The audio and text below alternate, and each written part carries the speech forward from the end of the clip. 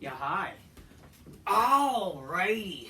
Ladies and gentlemen, it's time for your late night Smackdown review. This is actually also going to mention the whole AEW Rampage thing. I actually came in just in time to see that deletion thing. So we're going to also talk about the firm deletion, as they call it. So this is also, in a way, a little bit talking about AEW Rampage. But it's mostly just a Smackdown review, okay? Well, I'm just like this. Well, I'm not just so holy. I mean, I'm always holy. But I'm actually going... So today was Cinco de Mayo and all that kind of stuff. It's time to party, ladies and gentlemen, alright? So after this, I have to leave. I'm going to try to upload this quick as I can while hopefully there's no problem when this video's processing. All for you people. I'm literally wasting like an hour just for you. I hope you know. No knock to you. I appreciate y'all. But yeah, so Smackdown happened. It's in Puerto Rico. It looked different. Definitely the stage was different. I don't know why they don't put effort like whenever they go like overseas. They did this for Clash of the Castle. Like I understand it's hard to try to bring a sort of stage for your international shows, but it's like they're cheap now. I don't know. They're like cheap. They're now Titantrons. Like there's no room for like a pyro type of thing. Like look what happened when you did New Year's Revolution in Puerto Rico. Like look how different it is compared to that now. And this is gonna be like the same arena they're gonna do the show tomorrow. Whatever. Whatever. Grab your Coca-Cola, drink my niece 5 minutes, bitches go oh shit. Definitely do that in the party. Don't get a bitch like alcohol and then she'll confuse you with some bullshit, okay? Alright? Drink responsibly. I always drink responsibly. That's why I drink Coca-Cola. It's good stuff. Oh shit, you motherfuckers. It's good stuff. Don't need no alcohol needed. It's perfect. It's perfect. You can't go wrong with nice stylish glass. You can't go wrong, but beautiful. Coca-Cola. Okay? Anyways, so Rampage happened. Rampage started with I don't give a fuck about this. El Hijo del Rigo, Pentagon, and Ray Fias defeats Powerhouse Hobbs, QT Marshall, and Aaron Solo like that. And that was, wow, that just makes Powerhouse Hobbs... Like, Powerhouse Hobbs used to be from the, TNT champion, now he looks like, what the fuck? And QT Marshall, again, no one cares about this fucking jobber. Like, who is this fucking guy? Who cares? The guy owes Cody Rhodes his fucking life. Lexi Nar knocks on the door of Chris Jericho's dressing room. He asks if he is alone before opening the door. Jericho apologizes for not being able to perform his commentary duties on Rampage due to unprovoked attack by Adam Cole on Dynamite.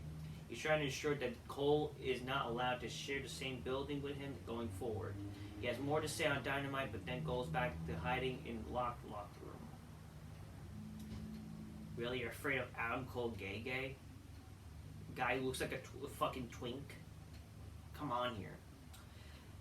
He has more to say on Dynamite, but he goes back to hiding in locker room, blah blah blah. Non-title match, Jade Cargill defeats GS, some bitch that no one fucking knows. She's now 57-0 and she's facing jobbers. And again, she's a TBS champion and she's freaking fighting on TNT. The whole TBS, TNT titles are stupid, okay? Backstage, we see Jeff Jarrett, Jay Lethal, Sam Singh, and Sanjay Dutt approach Mark Briscoe. Briscoe looked annoyed.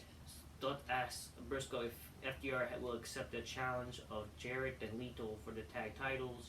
And then Briscoe says he never known FDR to back down from a challenge. Lethal wonders if he will talk to FDR about doing the right thing, and Briscoe says he has a match and excusing himself. And Mark Briscoe defeats some guy named Preston Vance. We're supposed to care about Preston Vance when this guy, he was 10 from the Dark Order. And what a nothing heel turn that was. When, what a fucking joke that was in general. And look, what kind of joke this shit is? This fucking Preston Vance guy. I don't know. Whatever. Mark's kids and family are over the guard, whatever, so they were there. Okay, it's cool. Dustin Rhodes mentioned that AEW in Austin, Texas, May 17, and noticed that it's his backyard. Brian K. jumps Dustin, and Swerve Strickland and Prince Nana stands by. Swerve tells Dustin they will see him in 2 weeks, and the heel scramble when Keith Lee shows up, blah, blah, blah. What's added for Dynamite? Anna Jay versus Julia Hart and no holds barred. Why? How does this make any sense? Like, why is it on Dynamite? Like, what? This was not, like, we don't get reminded what happens on Rampage. Why should we care about, like, can this be a bra and panties match? Why no holds barred? You know what I mean? Especially for NJ's, like, she has a fat ass. Like, why can't this just be like, oh, this is a bra and panties match? Like, what the fuck? House of Black versus Bandito and Best Friends in the open house rules for the tag titles, whatever, trios titles, blah, blah, blah. Claudio versus Rey Fenix, a double Jeopardy match. The winner gets a future shot for the opponent's title. Christian Cage speaks. FTR responds to Jeff Jarrett's, whatever, some stupid shit. And Orange Cassidy versus Dave Garcia for the International Championship, whatever. Now, the firm Deletion. I know some people don't care about fucking, I don't know, let's get it over with, right? The match took place on the Hardy compound. Matt's wife, Rebby, their kids, and Rebby's father, Senor Benjamin, made an appearance too. Matt Hardy also used some time-space continuum to change the time from day to night. Post-match, Matt calls for Bert and Nero. Jeff lit a Hardy symbol, Doug, in the dirt on fire. Thank you, God. Jeff yells to the sky to end the show. Basically, like, I guess, you know, like, whatever, like, kind of just the whole, you know, thank you, God, for giving me another chance type of deal, right? So, the highlights of so basically, this entire show, shouldn't this entire show maybe have been the final deletion type of thing? Obviously, this is nowhere near as the final deletion. Heck, this is not even near the ultimate deletion. This was, it was just all commentary, which I don't mind commentary. I like that there was a little bit of commentary, but there was, like, no music. It was not, like, funny. It was not, like, fucking, you know, just ridiculous shit going. It's ridiculous shit, but it's not, like, entirely, like, it's like shit. Like, why should we care about this? Like, this is not some intense feud that it was supposed to be. So why should we care? It's not like it's very intense, like Matt and Jeff, they're brother versus brother, and, you know, all that kind of shit. Same thing even with fucking, you know, even Bray Wyatt, but at least with Bray Wyatt, Matt Hardy, that was, like, highlighted on TV. You know, your main show with Raw. Same thing with even, heck, the fucking Matt Hardy, Sammy Guevara match made more sense as a fucking, what they did. Whatever. We saw, you know, Vanguard won. We saw Matt's kids driving the, what is it, like, they drove, like, a little car, which is kind of cute, kind of funny. And, yeah. That's all I remember. Unfortunately, this was not that memorable. See, the firm lost to, you know, Hardy, Jeff Hardy, Hook, and Isaiah Cassidy. It's like, whatever. Like, I would rather this, like, unless you made it, I don't know, better build or whatever, maybe people would have cared. The fact that this also happened on a fucking Rampage. I don't know what to tell you. I guess, like, yeah, there was no spoilers for this, right? Because it was taped, but I don't know what to tell you. I don't know, okay? It was not that exciting as other deletion matches or whatever, you know? Okay, let's move on to Smackdown. People only care about Smackdown, I'm guessing, huh? So, yeah. Smackdown started with the, you know, basically it was like a huge crowd, honestly, like, holy shit. So it was, like, pretty big, so that was kind of cool. Like, yeah, wow, a lot of people were there. So I guess that's, you know, that's something. So yeah, freaking, we saw LWO come out, Rey Mysterio, you know, the LWO, they kept talking in Spanish. I understand they're in Puerto Rico, but, like, I'm sorry, you're still an American company. How are we gonna understand? I like, this is not, it's like a company based in Puerto Rico. It's not Japan. It's not a Japan show. It's not a Japan-based company. So I don't know why this is not, like, I'm sorry, like, no offense. Like, it's like, that's like saying that if WWE was to go to Italy, they should only speak Italian. How does that make any fucking sense? You know what I mean? But whatever. Rey Mysterio, Dominic, they talk, blah, blah, blah. The only thing I understood from the segment was the Puerto Rican crowd was, like, super, like, they were, like, it was a big, the fucking crowd was freaking huge. And they were freaking, like, reacting, so that's actually kind of pretty cool for a SmackDown, and that's pretty cool for just a show like just like it just again I have to point this out, and I feel bad for the Puerto Rican crowd too. It's like they're getting kind of like a subpar SmackDown. Let's be honest here, SmackDown was pretty subpar. Okay, it's not like they got a tag title match.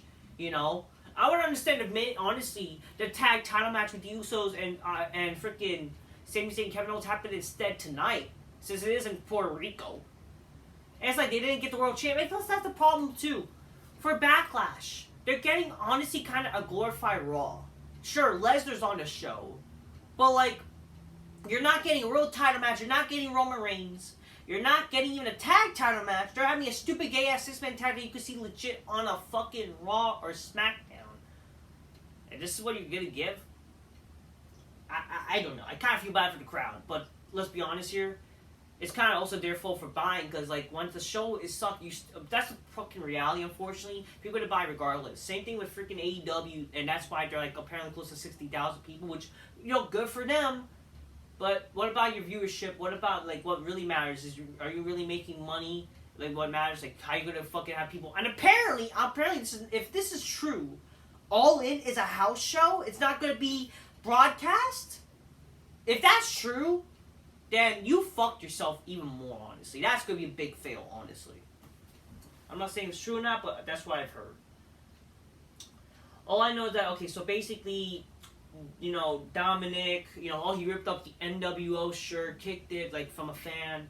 They interrupted when Rey Mysterio was speaking Puerto Rican, and then Dominic and Ray kind of had, like, a promo off as in Puerto Rican a little bit. The only few English words that we could understand. But then the only thing we understand like WrestleMania rematch, because that's like why? Unless like if that you can't just do it right off the bat. You should have just at least announced it in advance or something. If you're gonna do a WrestleMania rematch, like, but why does Rey Mysterio want a WrestleMania rematch? He already won, right? Shouldn't Dominic want the rematch since he freaking lost? And he's like should be upset that he lost to his father. You know what I mean? But then, they all agreed that they want a tag team match, like, let's fight both for you, blah, blah, blah. Like, Rhea wanted to fight Ray for some reason. Like, why, Matt, like, and men can do that to the women, whatever, I don't know. It's like, where's the double standard, right? And, they agreed to a tag team match, whatever. The OC defeated the Viking Raiders. The crowd was huge, like, wow. The WWE called Michael Cook caused the other days highest brand of plants, and they talk about multiple European shows being sold out. I don't know, and this is like I guess this is WWE being stupid. Like, why do you care? Like, I think they're doing this obviously because the whole All shit, or All In, whatever the fuck it is, fucking AEW. If they're doing, then it's like, wow, you are kind of. I mean, it's funny at the same time because after all the shots, but like. You don't need to do this. You don't need to fucking. But the thing is, you guys know the talk because you guys claim WrestleMania was sold out in months, and yet you still sold tickets close to WrestleMania. So y'all hypocritical. Whatever. Bianca Belair comes out again. Like she's the Raw Women's Champion. She's on SmackDown. Like I don't know how it all makes sense, but whatever. What the fuck? Who cares? She comments how she loved the love received in UK, and she's happy to be here in Puerto Rico, blah, blah, blah. Belair mentions how she will be the longest women's champion in the modern era after she retains over Io Sky tomorrow. Damage Control interrupts. Again, I don't like that they're doing pay-per-views always on Saturdays now. I would like it sometimes to be on a Sunday, especially in case it's boy tomorrow. I might have to try to leave early. I'll try to hopefully like the review be done quick. Like if there's, when I do, hopefully the show ends early. I'm actually hoping the show ends early, quick like this, because I don't want to fucking, I haven't, Cinco de Mayo weekend, man. I'm not Mexican, I hate fucking, but hey, fucking, you got to party, man. You got to have fun. Bailey, that's why, like, Sundays would be nice. Like, that's, like, the point of Sundays. Everybody's home, you enjoy wrestling. Everybody's going out on Saturday nights nowadays, you can't, I don't think it'll be worth it to watch wrestling, let's be fucking for real here. Bailey takes credit of making Belair and says Sky will put an end to her historic party tomorrow. Bayley then says she and Damage Control will focus on winning the tag titles, and SmackDown and Michael Cole will belong to Damage Control. I don't know how this, like, why Michael Cole doesn't do anything with this, but the thing is, like, what's even if anything, what's even worse than Michael Cole to me is fucking Damage Control and Bayley, because they're not entertaining at all too. Okay. Damage Control surrounds Belair. She fights them off, but then eventually the numbers game. But then Liv Morgan and Raquel Rodriguez comes out to help her. Liv Morgan's obviously hot. I mean, Raquel Rodriguez is pretty cute herself too. So they're inviting my big black couch, not Bianca Belair, all this shit. Definitely a lot of chicks I'll be seeing and not be inviting my big black couch. Even fucking yesterday, man, when I went out to like made a fourth Bewitch You fucking what is it, Cinco de Mayo type of shit. It was actually kind of fun, It's actually not bad. Solo Sikoa, backstage you see the Usos walk up to Solo Sikoa. They hype him up for the 6-man tag, but Solo is focused, whatever. Jey Uso stares at Solo and tells Solo his brother asks him questions. Solo heard the question. Tomorrow he will do his part. But all he knows is to better do their parts, and Solo then walks to whatever. I mean, it says, you gotta win this stupid match, blah blah blah. That's all. But come on, a 6-man tag on a pay-per-view that you could probably see on Raw, and you're probably going to do it again on Raw and SmackDown. Watch. It's going to happen. So this is basically a glorified house show, unfortunately. Street Profits, Ludwig Kaiser, Giovanni Da Vinci, whatever. Not really credible for Imperium, but whatever. Cody Rhodes comes out. Cody bilingual. Erase him and Ender for a reason. Cody Rhodes, freaking the crowd. Oh, whoa, whatever. Cody speaks a little Spanish for the crowd and talks about how, basically it says I guess like he said, what you want to talk about in Puerto Rican? I guess, I don't know. He said Brock Lesnar's a coward and a gatekeeper. Cody says his old coach Arn Anderson used to tell him when you're made it as a top guy, you reach the kingdom. And Cody says Lesnar is the one standing over the gates of the kingdom. Cody says if you work for WWE, you never have to face Lesnar. You can travel all around the world and make a good living without fighting. But Lesnar picked a fight with Cody, and it still has not explained why. Which it would be nice to know why, right? It would be. So basically, they're mentioning that wow, we don't know why this is happening. So you know that. Won't it hurt? Maybe you actually have that be explained. So you're mentioning your fucking plot holes, but yet you're not mentioning why. Whatever. Cody says maybe Lesnar will disclose the information when he beats him out, beats it out of him tomorrow. Like that's gonna happen in real life. Cody says he has no time to be afraid now because he is the one bringing the pain. Tomorrow is a fair fight. Tomorrow he will leave this beautiful and island etched in his heart because this will be the place where he got back on the road to finishing the story by defeating Brock Lesnar. And again, what does that mean, finishing his story? Will it mean actually trying to go after Reigns even though you're going to be on a different show or whatever? Or the stupid idea that, he's competing for the title. You see, sometimes when you don't always finish a story. That could be the story, obviously, that he fails to beat Reigns, Maybe, sure, they'll have a rematch in the future, but, again, in my opinion, I don't think Cody's the guy, pal, to beat Roman. I don't. But honestly, I don't care at this point anymore since you already have another title, unfortunately, and I don't really care. Obviously, they're going to do some bullshit where he's going to compete for the world title, probably. I don't fucking know. They might do that shit, sadly. Again, okay, so let's talk about this. Let's talk about the whole tournament idea. So WWE announced they're doing a tournament. It's been announced already, previous, a week ago, right? But it's not a typical tournament. So it's announced that Triple H said there's going to be 2 triple threat matches. And again, how is that a tournament? The winner of those triple threat matches from Raw and SmackDown will face at the Night of Champions. I think that's stupid. That's not a tournament. It would be nice, actually, if it was an actual tournament where, 8 brackets, right? Raw and SmackDown. I don't know why they're not doing that. Again, I would like the chance that maybe this will be a way where Edge wants to be in the tournament and Edge actually has some matches. That would be nice to bring back Edge, especially for Saudi. Maybe that's where he'll be the first world champion away. Heck, maybe a Roman. I don't care. Wouldn't it be funny? It'll be like whoever. It'll be maybe and Roman just fucking joins the tournament and he fucking fight. That would be amazing. I don't give a fuck. Give him the world title. He'll fucking make that the unification title for all the titles and just one world champion. My theory, I would fucking do it like that because I don't want to see 2 fucking world champions. But what can you do? You know they're gonna do 2 stupid world champions. But like, really, they're gonna do some bullshit where Smart's want Rollins. Smart's even want Cody. It's like, no, shut the fuck up. Why do you want these people who can't draw for shit as the first world champion of this era? No, I'm sorry. Ain't gonna cut it. No Rollins, please. Sorry. Then we see Nakamura coming out, blah, blah, blah. The Smarks singing this stupid fuck. I hate that. That's the problem I hate about Smarks. To be fair, that's really, I understand I'm happy for the crowd, but it's like, come on, it's free Smarky. Why you gotta sing this fucking gay person's fucking song? I hate that. I always hate that. They're fucking singing the song. We get a Karrion Kross promo, blah, blah, blah, but then Nakamura defeats Karrion Kross. I don't, I don't give a fuck about Nakamura. I don't. And this makes Karrion Kross even look weak. So remember when Karrion Kross was supposed to be, this next up-and-coming guy and they fuck him up again? Wow. Thank you. Just thanks a lot. And he was, going after Roman, too, and look what that fucking happened. They just basically dropped what happened with him and McIntyre and all this shit. We see Cameron Grimes backstage. Oh, he's very happy to be here. Blah, blah. All these stupid indie fucks are always happy to be here.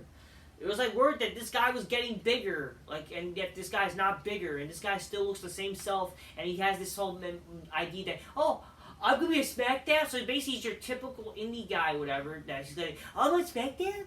I'm gonna have a first match at Smackdown? What? Shut the... This is not how you fucking introduce a wrestler. This is not cool, okay?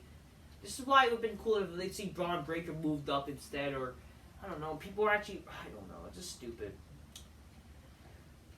Corbin then taunts him, whatever, oh, he's a free agent, but it's better than him being last, I don't know, something. Apparently mocks him being last, but being picked, but then Corbin says how he's just like Brock Lesnar, a free agent, he's valuable, blah, blah, blah. Then that analogy, why are all these stupid jobbers are free agents? Whatever, I don't know. I don't really care. I don't care. By that logic, anybody should be a free agent. Honestly, this whole draft is just fucking stupid, in my opinion, I'll be honest with you. Then there's some bullshit match that, let's face each other. And then, man, I think that's a great idea. I hate Adam Pearce. This guy's so fucking stupid. This guy's a gay GM, I swear to God. It's not cool at all. Well, it's announced for next week on SmackDown. I actually feel bad for Puerto Rico more. Because Roman's not even on the show, but he's back next week. Wow, so much for Puerto Rican crowd. SmackDown, Roman Reigns will be on next week's SmackDown. Bayley and Dakota Kai versus Liv Morgan or Kim Rodriguez. So much for the draft, but I don't care. I don't care. They're the tag champs and whatever. And the World Heavyweight Tournament begins next week and blah blah blah. And the main event, Mysterio and Zelina Vega defeats Dominic and Rhea Ripley. The match was fine. It was fine. Not bad, but it was fine. It was not. This was the only match, only thing to really look forward to. It was set up obviously as the main event because of the opening of the show, but it's just wow. Which again I don't mind because it's actually interesting to me, but it's really this is the main event. It's not really that big and exciting. I don't even this person didn't even mention Kevin Owens, Sami Zayn was on this show. It's it's not much to care about. Oh, we're gonna fight we're gonna give our all beat the bloodline, blah blah blah. Okay, with Matt Riddle, I don't care. Whatever.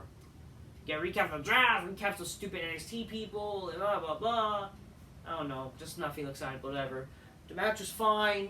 Then in the end, Finn Balor tried to get involved, but they still lost. Whatever. Then the Judgment Day attacks and Dave Priest eventually comes out to attack Ray.